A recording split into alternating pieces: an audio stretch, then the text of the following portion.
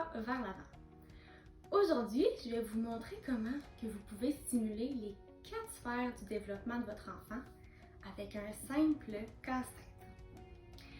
Le casse-tête que je vais utiliser aujourd'hui pour illustrer ma pensée et mes stratégies, c'est le casse-tête de Gecko, de la marque Gecko, Tactilo, des animaux de la ferme. Bonne écoute! Débutons avec la première sphère que vous pourrez venir stimuler à l'aide d'un casse-tête, qui est le développement moteur de votre enfant. Bien évidemment, le casse-tête est un bon moyen de venir stimuler les habiletés motrices de votre enfant. D'abord parce qu'il va devoir venir placer les différents morceaux de casse-tête, les emboîter ensemble pour venir former le casse-tête. Dans le casse-tête de Tactilo de la ferme, les morceaux ils sont grands. Ça fait un puzzle géant. C'est des gros morceaux. Puis ce qui est bien de des gros morceaux, c'est que c'est plus facile pour les enfants de les prendre. Donc je vous conseille là, des casse-têtes avec des gros morceaux pour les enfants plus jeunes ou encore pour les enfants qui vont avoir des difficultés au niveau de leur motricité fine. Pour les enfants plus vieux, les enfants âgés entre 4 et 5 ans, je vous conseille de réduire la grosseur de vos morceaux de casse-tête pour venir vraiment stimuler là, leur développement moteur. Une autre façon de venir stimuler le développement moteur de votre enfant lorsque vous faites un casse-tête, c'est de venir vous positionner au sol, comme je suis présentement, parce que ça va nécessiter beaucoup plus de tonus à l'enfant de rester assis par exemple en indien, ou vous pourriez même lui demander de se coucher au sol. Comme ça, il va devoir faire l'effort de soulever sa poitrine et sa nuque, ce qui va permettre aussi de renforcer son tonus musculaire et ses muscles. Poursuivons avec la deuxième sphère du développement que vous pouvez venir stimuler à l'aide d'un casse-tête. Il s'agit du développement socio-affectif. Comment faire pour venir stimuler le développement social de votre enfant à l'aide d'un casse-tête? Ce que je vous suggère, c'est de compléter le casse-tête en équipe de 2 ou de 3. Cette technique-là, cette stratégie-là va permettre à votre enfant de travailler le tour de rôle, d'attendre son tour. Comment ça fonctionne en fait, c'est que chaque participant place un morceau un à la fois.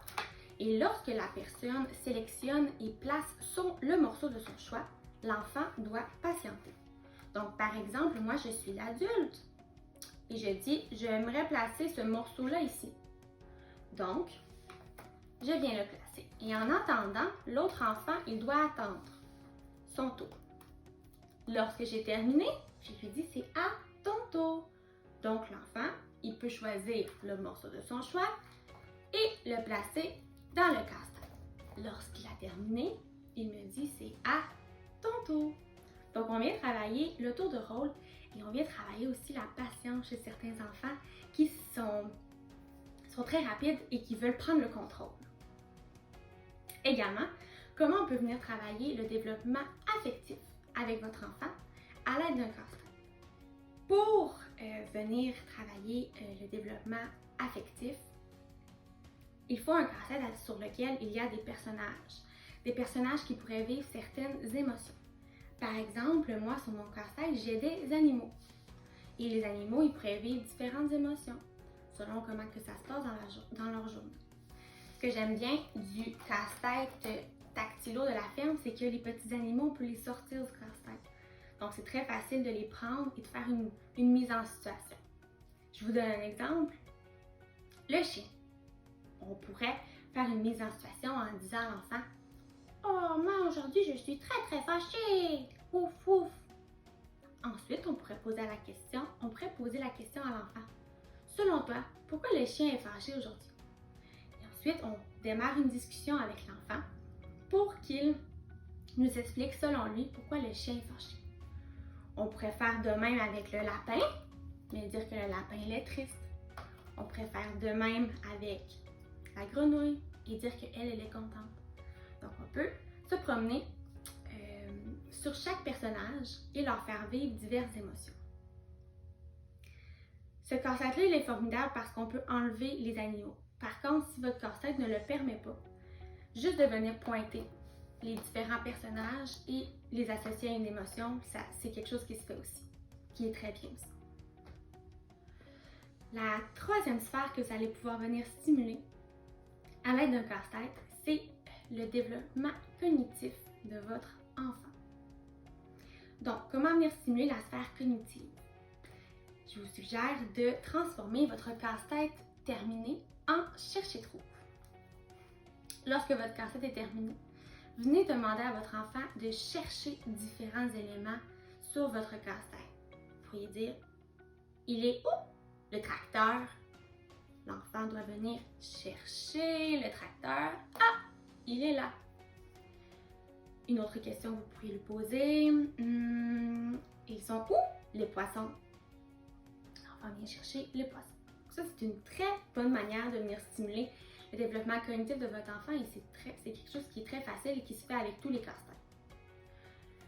Une autre manière de venir stimuler le développement cognitif, plus précisément le côté plus sensoriel, ça se fait principalement avec ce casse-tête-ci. C'est un puzzle tactilo. Ça le dit dans le nom, c'est un puzzle qui est sensoriel. Donc sur chaque animal, il y a des petites patches comme ça ici que l'enfant peut venir toucher. Donc c'est vraiment super là à ce niveau-là. En finissant, la quatrième sphère du développement que vous allez pouvoir venir stimuler à l'aide d'un casse-tête, c'est bien évidemment la sphère langagière. Donc le développement langagier de votre enfant. Comment faire pour venir stimuler le développement langagier de votre enfant à l'aide d'un casse-tête? D'abord, vous pourriez venir travailler les différentes questions à l'aide de votre casse-tête qui est terminé.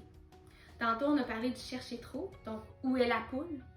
Donc, vous pourriez venir travailler les questions qui commencent par où. Sinon, vous pourriez venir travailler les questions avec qui en disant c'est qui? C'est la poule. Ou vous pourriez venir travailler les questions avec le quoi, comme c'est quoi? C'est le tracteur. Également, dans certains casse-têtes, on a des personnages qui font des actions. Si vous avez un casse-tête d'un enfant qui glisse une glissade, vous pourriez dire « Qu'est-ce qu'elle fait, la fille? » L'enfant doit maintenant répondre à la question « Qu'est-ce que? » C'est ce qui complète ma capsule sur comment stimuler les 4 sphères du développement de votre enfant à l'aide d'un simple casse-tête. J'espère que ça vous a plu. Si vous avez des questions, n'hésitez pas à venir m'écrire sur ma page Facebook ou encore par courriel ou à visiter mon site web. Merci beaucoup de votre écoute et je vous dis à bientôt!